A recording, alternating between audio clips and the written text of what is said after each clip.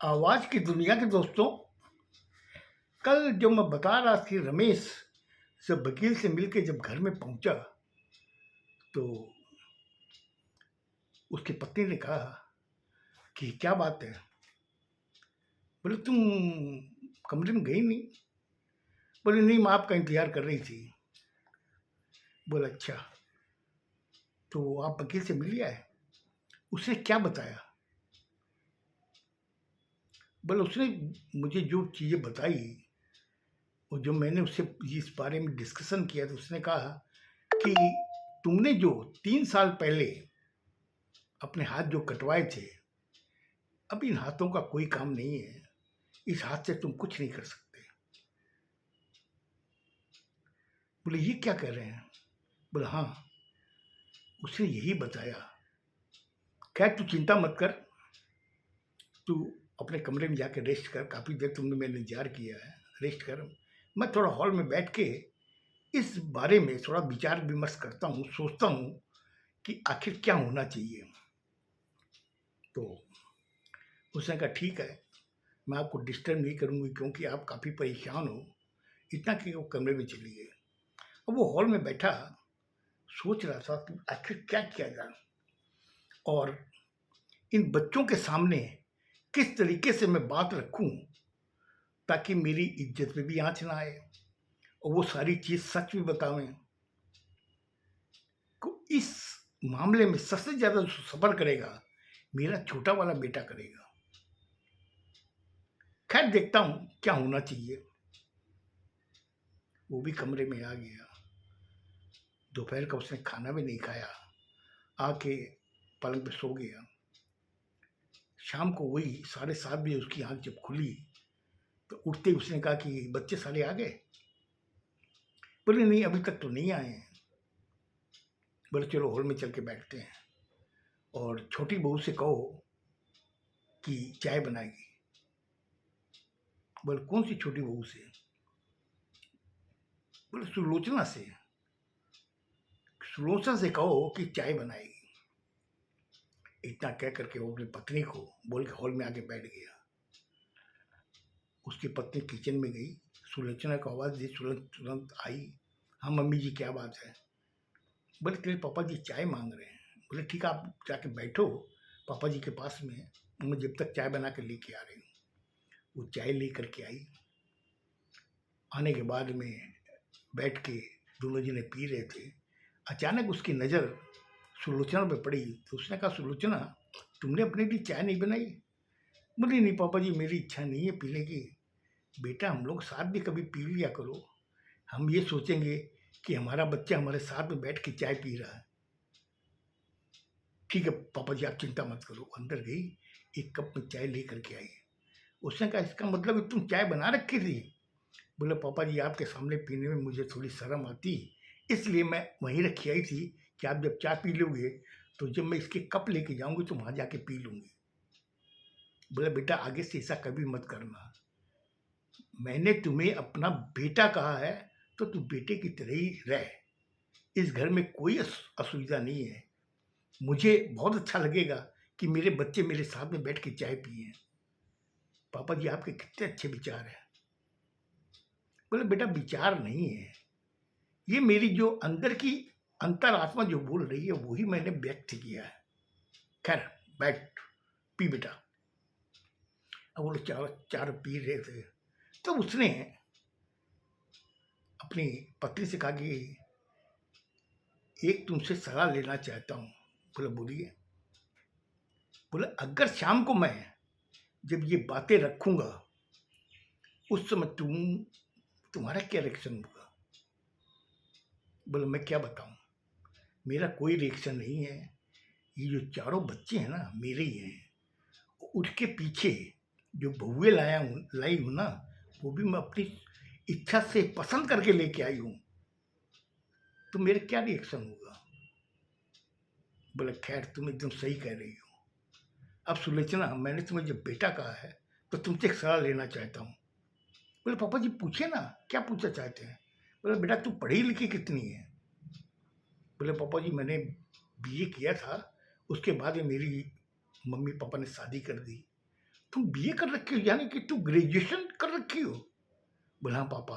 लेकिन जब mummy papa ने कहा कि तुम्हें शादी करनी है, उस घर में जाके पढ़ना, तो जब मैंने यहाँ आके जब देखा कि यहाँ पे 4 मेरे मतलब कि 3 जेठ हैं, एक आपका लड़का है, तो उनके सामने मैं ये अपनी इच्छा ज़ाहिर नहीं कर पाई, कि मुझे मालूम था कि जब सबसे छोटी जो आएगी उसको काम ज़्यादा करना पड़ेगा और घर की देखभाल भी करनी पड़ेगी।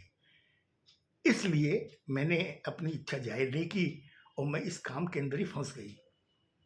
और मैं हमेशा ये चाहती हूँ कि मेरा ये परिवार जो है खुशहाल रहे, खुश रहे, मेरे काम के अंदर कोई नुक्स ना निकाले। बोले बेटा तुम्हारे काम में तो कोई नुक्स निकाल ही नहीं सकता, कि तू जिस हिसाब से ख्याल रखती है हम लोगों का। तब तक रमेश की पत्नी ने कहा कि बेटा वाकई तेरे जो पापा कह रहे हैं ना वो ठीक कह रहे हैं, तुम जिस हिसाब से ख्याल रखती है वैसा ख्याल तो ये तीनों बुएं नहीं रखती।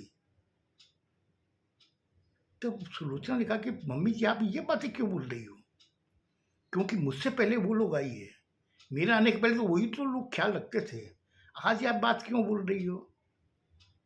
बोले नहीं बेटा समय बदलते देर नहीं लगती है। बोले मम्मी जी आप फिर ये बातें बोल रही हो, समय क्या बदला है? हम लोग भी वही हैं, आप भी वही हो और समय भी वही है, कहाँ बदला है? बोले बेटा सुबह तुमने सुना नहीं उन्होंने क्या कहा? बड़े वाले ने लड़के कहा कि बॉम्बे शिफ्ट करेगा क्योंकि उसकी कंपनी उसको प्रमोशन दे रही है। छोटे वाले ने क्या कहा कि उसने पटना में अपने ससुराल के पास में एक फ्लैट लिया है, वहाँ पे उसकी नौकरी भी लग गई है, उसने उसका अपॉइंटमेंट लेटर भी दिखाया तुम्हारे पापा को। और तीसरा जो तुमने सुना है क्या बोला कि ससुराल में उसके जो ससुर हैं वो अकेले हैं और ये अगर वहाँ जाता है तो उनकी हेल्प करेगा, काफ़ी उनका व्यापार बड़ा फैला हुआ है। तो बेटा ये चीज़ तो मेरे कल आज सुबह सुबह समझ में आ गई कि ये लोग तो तीनों अब उड़ने वाले हैं। अब कौन सी उड़ान उड़ेंगे ये मुझे मालूम नहीं है, आशा की उड़ान उड़ेंगे या अपनी उड़ान उड़ेंगे या माँ बाप के इस पिंजरे को छोड़ करके ये इस आकाश में उड़ेंगे, मुझे मालूम नहीं। बोले मम्मी जी ऐसी मत बोलिए, ये कोई भी वैसे नहीं है, आपने जो इनको संस्कार दिए हैं ना वो उसी के हिसाब से चलेंगे। उन्होंने भावावश में कह दिया तो आप इसका बुरा क्यों मानती हैं? बोले मैंने बुरा नहीं माना है, मैं तो ये बोल रहा हूँ वो अपनी आशा की उड़ान उड़ेंगे। तो जहाँ तक ख्याल है मैं भी उनको आज़ादी दूंगी जो उड़ो, लेकिन बेटी तू क्या करेगी? बोली मम्मी मैं कहाँ जाऊंगी, मेरी उड़ान तो किचन से हॉल में, हॉल से किचन में और या मेरे कमरे में, बस। और मेरी उड़ान कहीं नहीं है, मेरे पर तो पहले ही आपके बेटे ने काट दिए। बोले बेटे ने काट दिए? बोले हाँ, जिस दिन मैं शादी करके इस घर में आई थी उस दिन उन्होंने एक ही बात कही थी कि देख ये जो मेरे माँ बाप है ना ये मेरे भगवान हैं, इनका कभी भी अनादर मत करना, जिस दिन तुमने अनादर कर दिया उस दिन तुम अपने पति से भी जाएगी। तुम मुझे अगर आप पति परमेश्वर मानती है तो इस चीज़ का ख्याल रखना कि ये मेरे माँ बाप नहीं मेरे भगवान हैं, इनका अनादर कभी मत करना।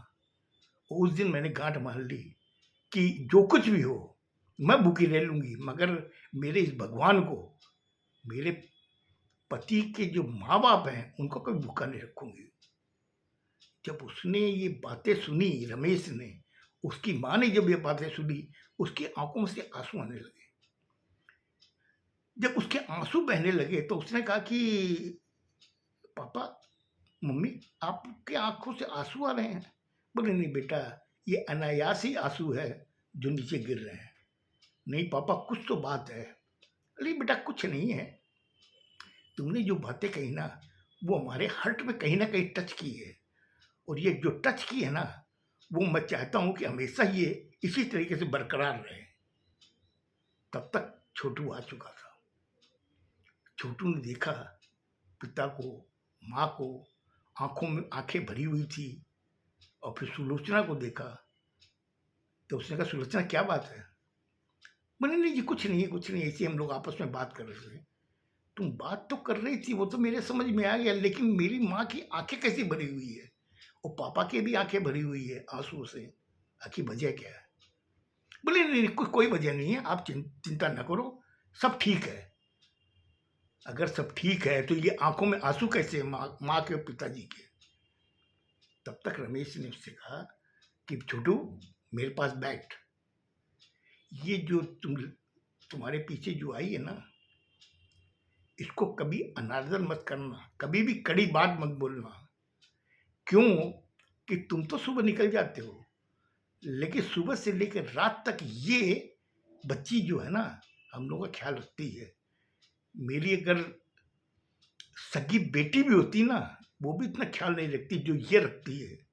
कभी भी इसका अनादर मत करना। ये तेरे लिए इस घर की लक्ष्मी है, और ये खुश रहेगी तो ये घर खुश रहेगा, बहुत बरकत होगी तुम्हारे। कभी इसका अनादर मत करना। इतना कहना था कि रमेश ने कहा कि ये बेटा, तू अभी आया है, जरा हाथ मुंह धो करके कपड़े बड़े बदल के आके हॉल में बैठ, मैं तुमसे बात करूंगा। तो उसने कहा ठीक है पापा, मैं भी आ रहा हूँ। साथ में पीछे सुलोचना को उसकी माँ ने कहा कि बेटी तू भी जा, जाके उसको चाय वाय बना, और तब तक वो कपड़े बदल के आ रहा। मुझे लगता है आज मैंने आपका ज़्यादा टाइम ले लिया, क्योंकि ये बहुत ही सेंसिटिव इश्यू था, जिसको मतलब मुझे आपको बताना था। अब आगे क्या हुआ? जब वो कपड़े बदल के आया छोटू, उसने अपनी सुलोचना को, छोटी बहू को तो बता दिया, अब छोटू को कैसे बताएगा उसका रमेश और रमेश की पत्नी? कल सुनिएगा, बहुत अच्छा लगेगा। खुश रहो, स्वस्थ रहो, धन्यवाद।